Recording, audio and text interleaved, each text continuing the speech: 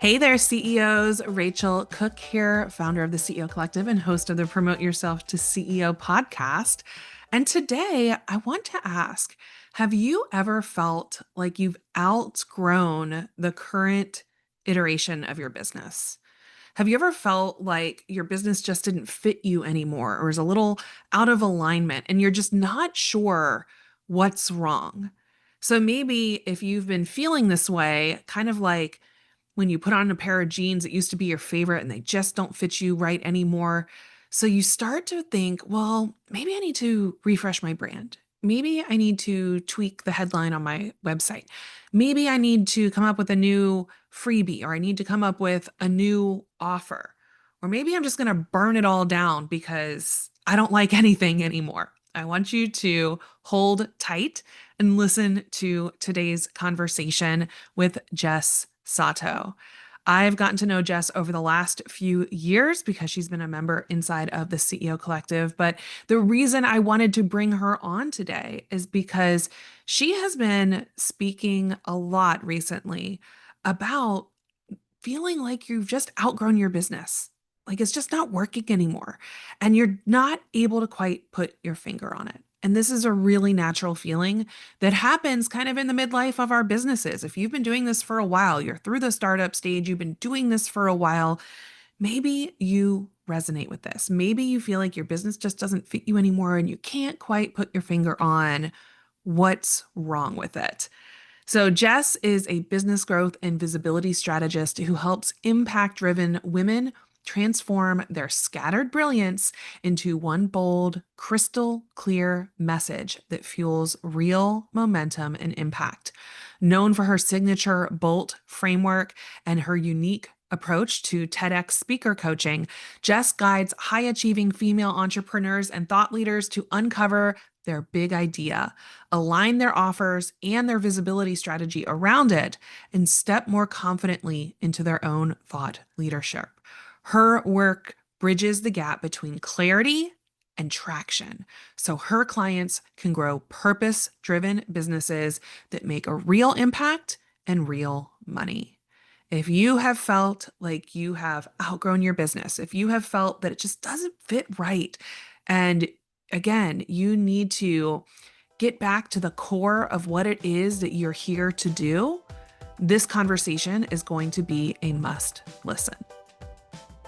Welcome, Jess, to Promote Yourself to CEO. I'm so glad to have you on today. I'm excited to be here. Well, I knew I had to have you on today because, we've known each other for a while now. You've been working with us inside of the CEO Collective for a few years. And the more I've gotten to know you and talk with you about all of your incredible work, I knew we needed to have a conversation about the evolution that occurs as a small business owner and how that impacts how you're showing up, how that impacts the impact you want to make, how that impacts your messaging. But before we get into all of that goodness, I would love for you to start by sharing a little bit about you and your business. How did you get to where you are now? I feel like that's a little bit of a loaded question. Let's see.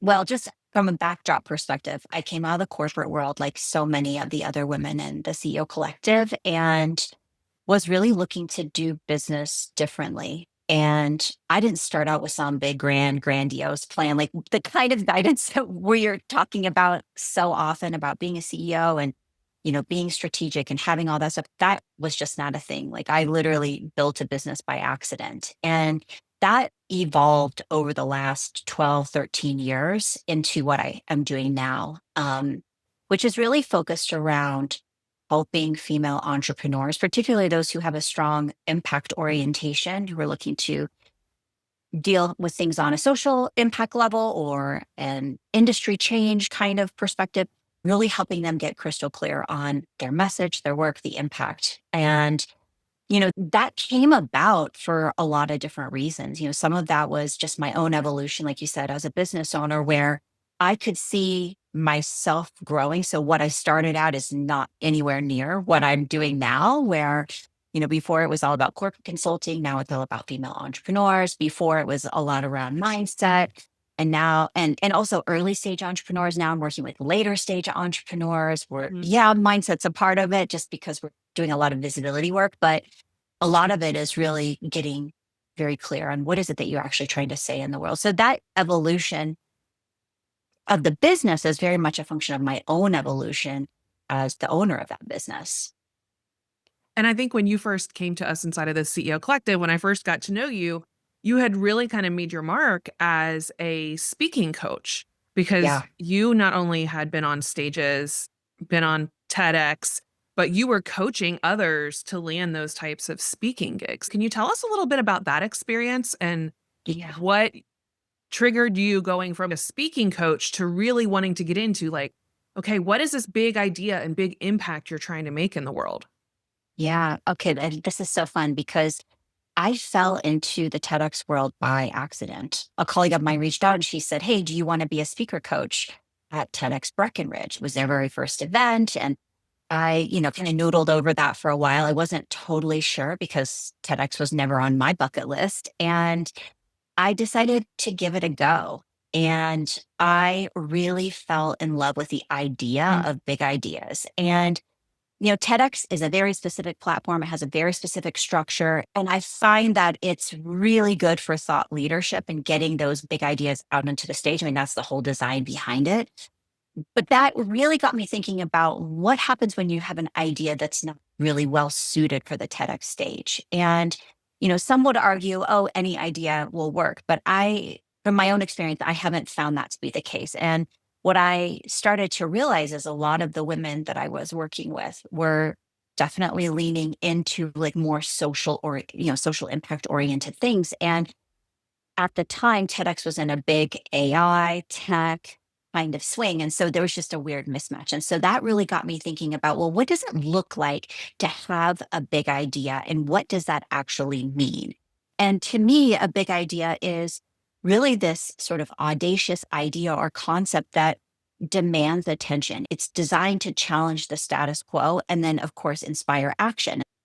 I think for me, the work has really been about how do we unpack that, whether you're doing TEDx, whether you're doing that for some other part, whether that's, you have deep expertise and knowledge, like how do you actually bring that to the surface in a way that allows the idea that you have or that unique perspective or point of view to really shine? That's so much harder than people realize, I think, because I think anyone who's been in business for a long time and has developed your own like thought leadership, your own frameworks, your own content for a long time where you've worked with tons of people, Mhm. it's so hard to distill everything down into something that's really tight and memorable.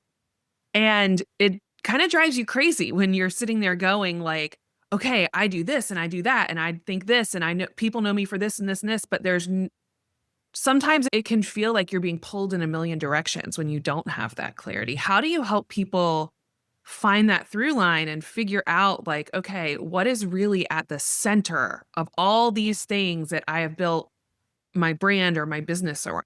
I love that you call it a through line because that's similar language to what I use. Because people have so much expertise, we're mired down in our own expertise and we cannot clearly see how it all fits together and we can't articulate that. So, really trying to get back to that core is the actual work. I wish I could tell you that there's just like some magic formula There's for doing it, yeah, but the reality is a lot of it is listening and being on the outside looking in. And really trying to hear or read between the lines of what someone else is saying. The analogy I use a lot is sort of like an umbrella where the core is the stem or the handle of that umbrella. And then you have this overarching thing. And each of those spokes is different perspectives that you can bring to the conversation. And we want to make sure that people are able to tie all of that together. So some of that is going way back into a person's experience or their expertise and saying, oh, wow, these are the pieces that actually make it go together, right? Like in the moment, yeah. you're looking at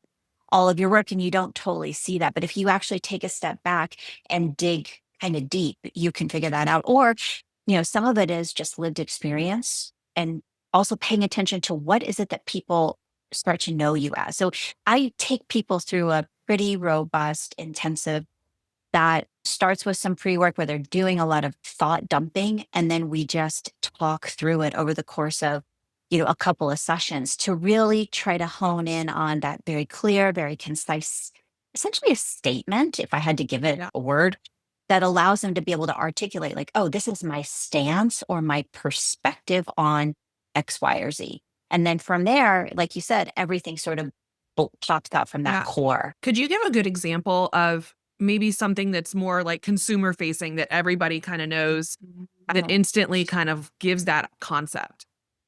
So if I'm thinking like big, big brands, maybe it's less about the statement, but more about a stance that's very public facing. A great example of that is Ben and Jerry's. They've taken a very specific stand that's more socially oriented. You can look at Patagonia. These are like big companies that have essentially put a stake in the ground and said, this is what we believe about the earth, about social issues, et cetera. And they sort of build their business around that. So some of that's around the business model itself. Like Patagonia is a great example where they essentially built their business model around this core belief.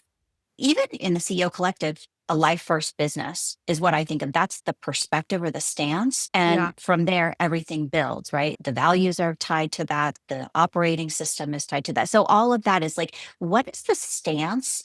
I often say perspective or point of view, but what is the stance that you're taking? And how do we build the business, build the messaging, build all the content around?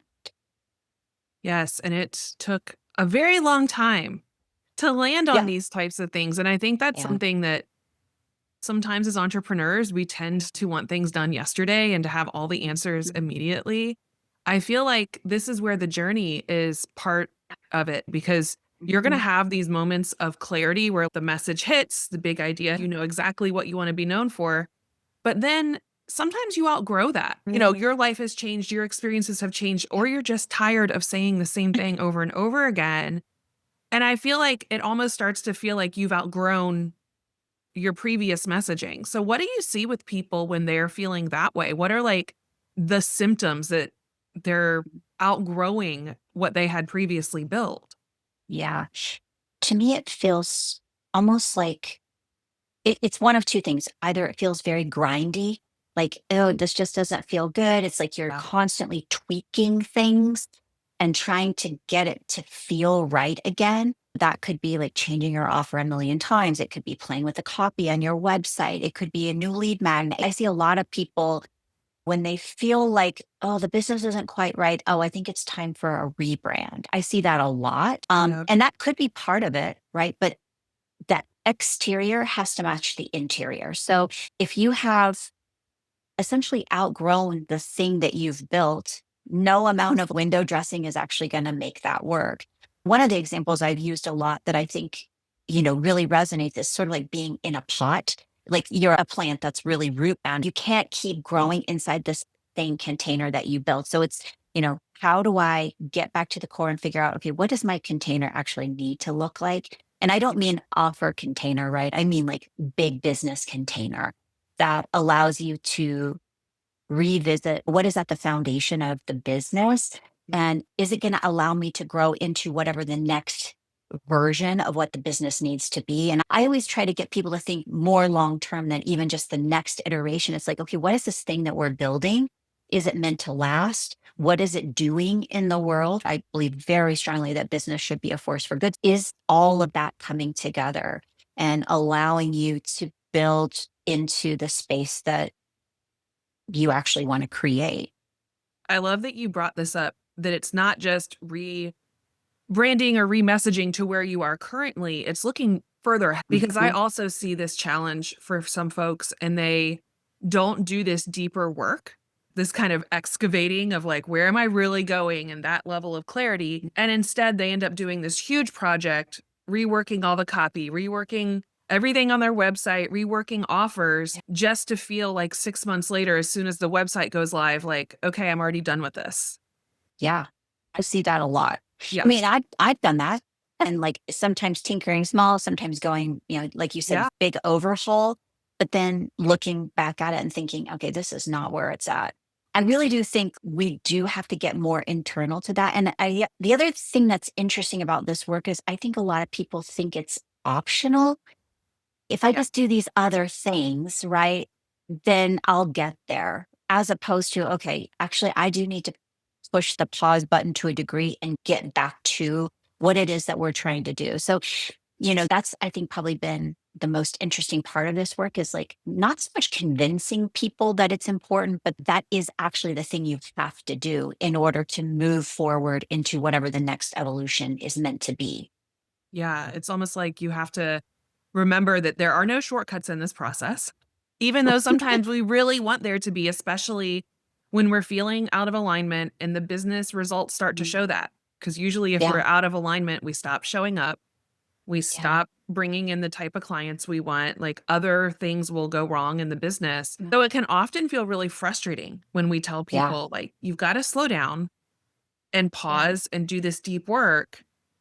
That Mhm. feels really, really challenging to people. Well, yeah, because I think, in the moment you think, oh, that couldn't possibly be it. Or again, like nice to have, or okay, I wish I had that kind of time, but I don't. I've got to, especially if the Yep. business has slowed down, right? Like if your pipeline is sort of dried up, if you're not getting those kind of clients that you really want to be working with, or just, again, that grindy feeling that we get, it can feel like, oh, if I just do this, it will fix things. And then you do that and then it doesn't. And on and on.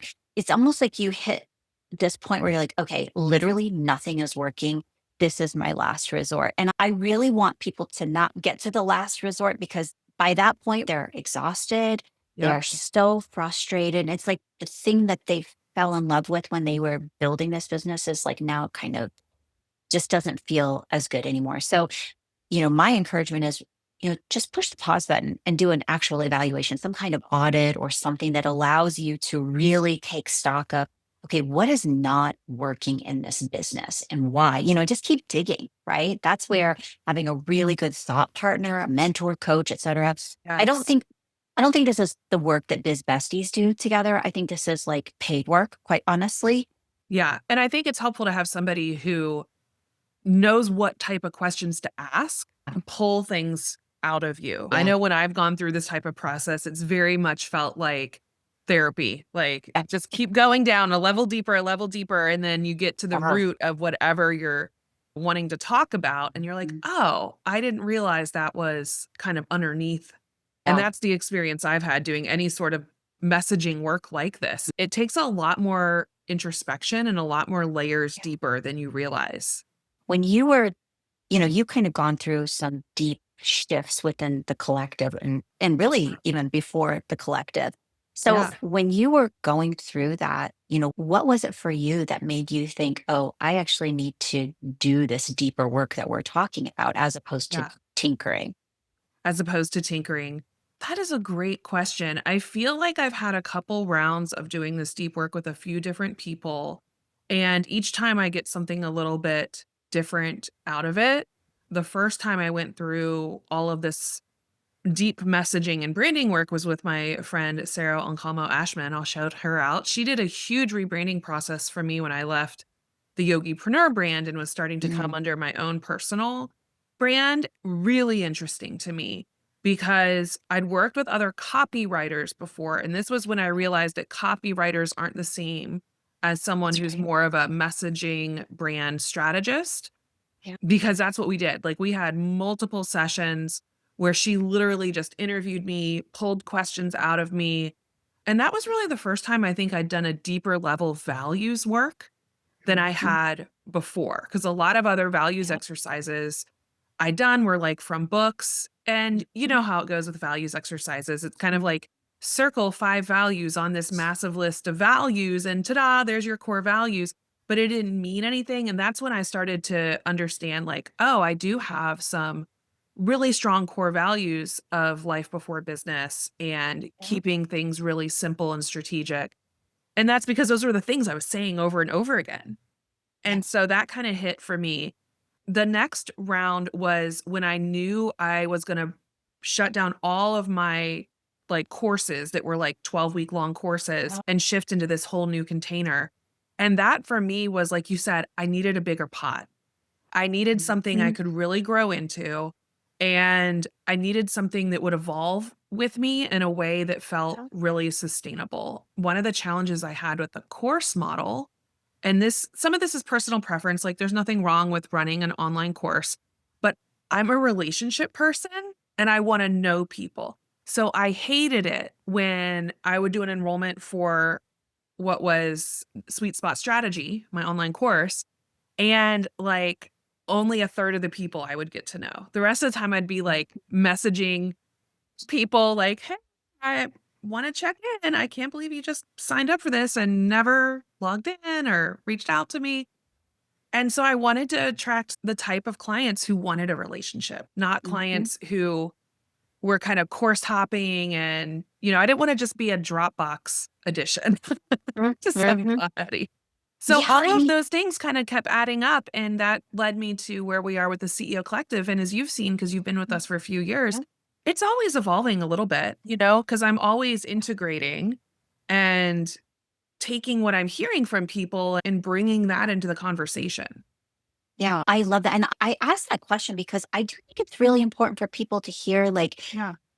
you have to be in crisis, right? And I'm guessing none of those were like true crisis points. It was more like you said, in one case, I needed to shift into a completely different business. Another time, it was like, okay, this doesn't feel as good as I want it to feel. And so that's why it's like you don't have to wait Yeah. until we're in crisis mode. You actually can be very strategic and do this work to set yourself up for success so that, like you Yeah. said, it's sustainable, it's repeatable, it's really tied into those core values.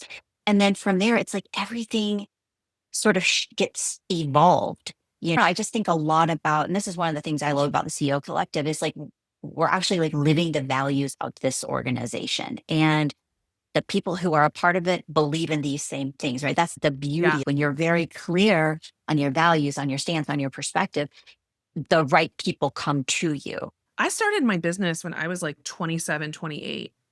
And I think the first business anybody starts, the first website, the first photo shoot, like there's a lot of like second guessing yourself and like this is what it should. It's almost like you're pretending to be a persona that you've Mhm. created. And so I felt that a lot with my original brand, the Yogipreneur. Not that I wasn't, love the yoga world, had run a yoga studio, was a yoga teacher on top of all my corporate background. It just I was trying to squeeze myself into what I thought other people needed me to Yeah. be in order Yeah. to be the face of that brand. And so for me, now being in my early 40s, this is the most me the brand has ever felt. And Absolutely. I think this is also something, maybe it's just the joy of hitting the stage of life and not caring what people think about you anymore.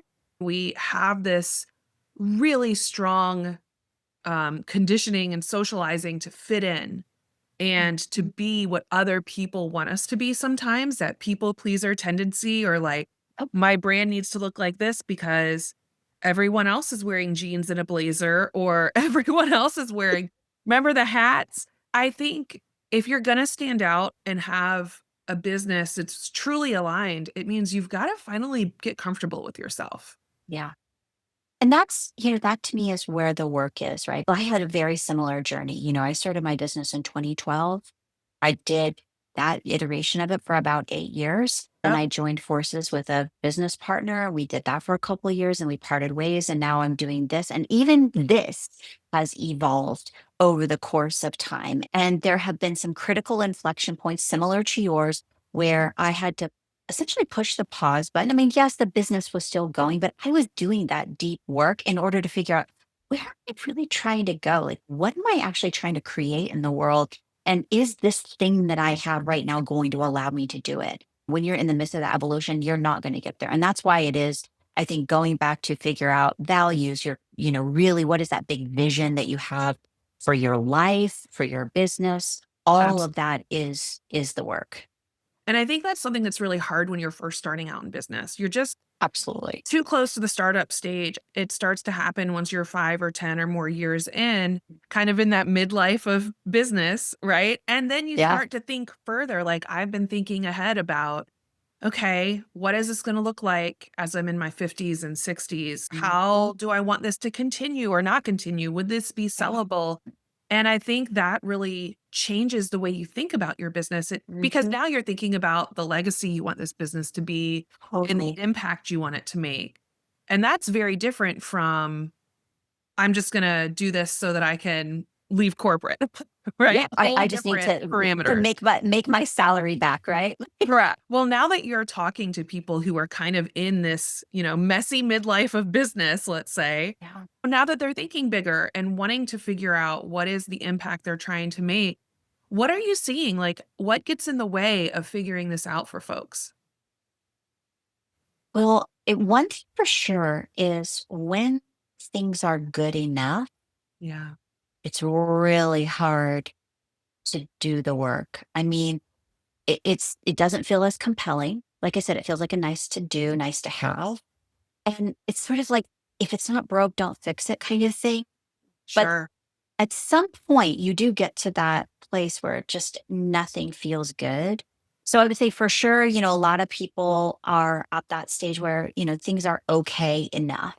And, you know, they kind of still stuck in tinkering. I see that a lot.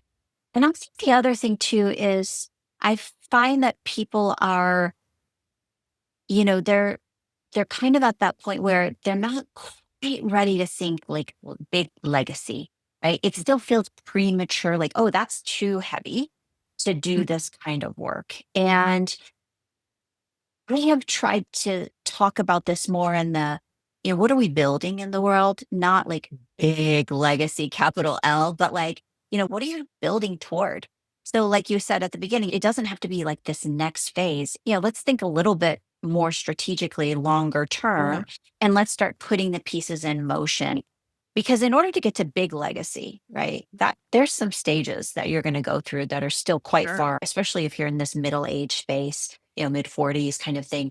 But yeah, I would say, some of it feels too daunting. Some of it feels like, okay, things are good enough. I'm not going to rock the boat. I definitely hear you on that. And I think what's interesting is I think some of us are really like our natural desire for growth, personal growth, not Yeah. just growth of the business. I would say Yeah. for in my mind, there's a massive difference between chasing like revenue growth for the sake of Mhm. growth versus people who are internally motivated to grow as a human.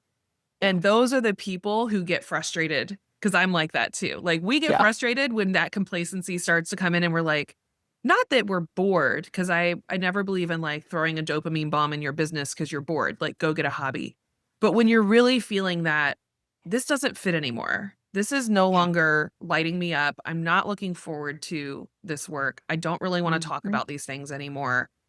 That is usually to me where I think those who are growth oriented, like we're evolving all the time. And I know some Yeah. people aren't like that all the time, but I do think it's the growth oriented, the people who Mhm. love finding that new level in themselves and they love Yeah. making those new connections internally. I think those are the ones who need to press pause and dig deep when it's time. Yeah, I think that's right. And especially because if you are in that growth orientation in the way you Yeah. described it, and I agree with you, it doesn't have to necessarily be revenue, right? If you're a leader and sometimes people have a love-hate relationship with the term thought leader, but I think there's something to it. If you are in that space where you're really trying to change something in the industry, or even if it's just in your corner of the industry, to shift a perspective, to invite people into a new way of thinking, that is naturally going to evolve as you as the leader grow and evolve. If we had that really strong, firm foundation of this is where I stand, these are my values, it actually makes that process easier because you actually understand the width or the depth of how far you can take this idea. And it's as you're talking about it, as you're shifting, as you're bringing people into those conversations, it it's just like it gives everything a longer runway so that people can actually do something with that. And so then you don't have to constantly be going back to the core work. You're just continuing to evolve, but it's still Yeah. rooted in something really strong and clear. I love that.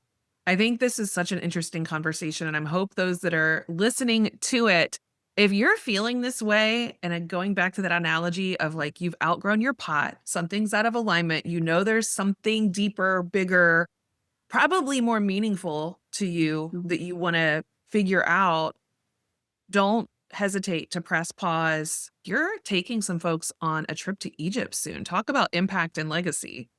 Yeah. The long and short of it is I grew up there. I studied abroad, Amazing. speak Arabic. And a couple years ago, I had this dream of, the only thing that really came to me in the dream was Egyptian Women Entrepreneur Initiative. I had no idea what that meant, but started digging a little, trying to figure out what could this look like. But it was Yeah. very nebulous. And I also recognized like this was not, kind of to your point earlier, this is not an idea that you can just force. This is something that Yeah. needed to evolve. And earlier this year, it's been a very crazy year. And I was looking at my business and I just thought, what would it be like if I were to really go all in on this idea? If I, yes, brought a group of American or Western female entrepreneurs who are impact oriented, who are really thinking along the lines of what we've been talking about, like kind of what am I building in the world? Is it meant to last? And we put that against the backdrop of, ancient Egypt. And we also did this in relationship with other Egyptian women entrepreneurs. And I honestly wasn't sure, like, was that a thing? Is that something people would actually be interested in? But surprisingly, so many people have really leaned into the idea of tourism and, all the things that Egypt has to offer, which is amazing. Yes, some, rest and relaxation, but more importantly, the interaction between them and other Egyptian women, recognizing, like, yeah, we're part of this global sisterhood. We all are struggling with the same problems. The question that we're going to be exploring is, what are we building? And is it meant to last? And we'll do that against the backdrop of ancient Egypt and all this juicy goodness. I can't wait. I love it. I truly believe that travel is one of the best ways to reshape, rediscover yourself and your Mm, identity. It has changed so much for me personally. One of the biggest things that I think sometimes we don't give ourselves permission to do. I know I've mm, gotten stuck in the kids and the wife and the house and the pets and like I don't have time. But taking time to get out of the day to day, if you're needing to think bigger and think differently and get out of the four walls of your office, yeah. these are the types of things that it might seem, like a lot to say yes to, but I always come back from these types of experiences just feeling like totally changed because I have changed. You change your perspective so much when you get out of your day to day and try something Yeah. and make yourself uncomfortable a little bit is also part of Oh, that. You have to be without willing a to doubt. rumble with the discomfort. Well, and for some people, Egypt is a bucket list place for many Yeah. people. People a little bit like entrepreneurship. There's a glamification of this place, but Egypt can actually be a little bit of a hard place to be. It's Yeah. very populated. It's a developing country. It comes with a lot of moments where you do have to wrestle with, okay, that did not go to plan. Then you can do as much as you can in order to set yourself up for success. But at the end of the day, it's in those moments, like how do you meet the moment? And whether that's, here in the US as an entrepreneur, on a trip as an entrepreneur, there's a lot to be learned about who you are as a Mhm. leader, how you show up and deal with conflict or frustrations, and then all of that gets channeled into the business. So I'm super excited. I'm actually heading there in about a month to do a lot of groundwork laying and just to check the path and the sort of the pace so it's not too much. And then we'll launch the retreat sometime in early October, I think. Amazing. Well, Jess, as we start to wrap up our conversation, you've been a part of the CEO Collective for a couple years now. I'd love to ask you first, what does being the CEO mean to you? Mm. Oh, this is such a good question. And we talk about this a lot. I mean, for me, it means really having the autonomy and the responsibility. I feel like they go hand in hand of building the kind of business I actually want. To me, it has given me permission to actually claim that in a way that I think I was dabbling before. It was like, yeah, I'm a practitioner, I'm a doer in the business. This has allowed me to kind of pull myself outside of the business and really think about what am I creating? Is this sustainable for me and for my family? I mean, my daughter is going to be going off to college in 2 years, and then we'll be empty nesters. We won't even be 50 yet. And it's like, okay, that next phase, do I want this business to look the way it looks right now? And I don't think I think I would have just kind of continued to, for me, being a CEO means really being able to take that step back and be really strategic about what I'm building and to also be responsible for what that's doing in my own life, but also in the world. Oh, I love it. I love that answer, and I love that is how it is showing up for you. It's taking on that self-responsibility and saying, "I'm in control of my destiny here. I'm in control Yeah. of what happens next." Yeah. I love that. And for anyone who's been considering joining us inside of the CEO Collective, what would you share with them has been the best part of your experience? Well, I know everyone says the operating system, and that is actually really powerful, like the CEO operating system, which if you've not heard about that, just listen to a couple episodes and you'll hear it. You know, I think that coupled with what we were just talking about, like that strategic piece, that operating system has really given me some structure and rhythm and a way to really think about how am I actually running this business. I would say that has been really instrumental. I think the other part is just other women who are in there. I mean, we have got such a beautiful, rich community of, I was going to say like minded, and I think that is partially true, but maybe it's more like valued, where everyone does believe in a life first business. People are, really seeking a kinder, more just, more equitable world. And we all are approaching that in our own unique way. And so it feels a little bit like a mosaic or a little bit of a tapestry where we're just bringing all of our stuff together and supporting each other to me has been probably the most powerful piece of the whole thing. And a great reminder that you have to lead with your values and be very outspoken about them, folks, because I love that.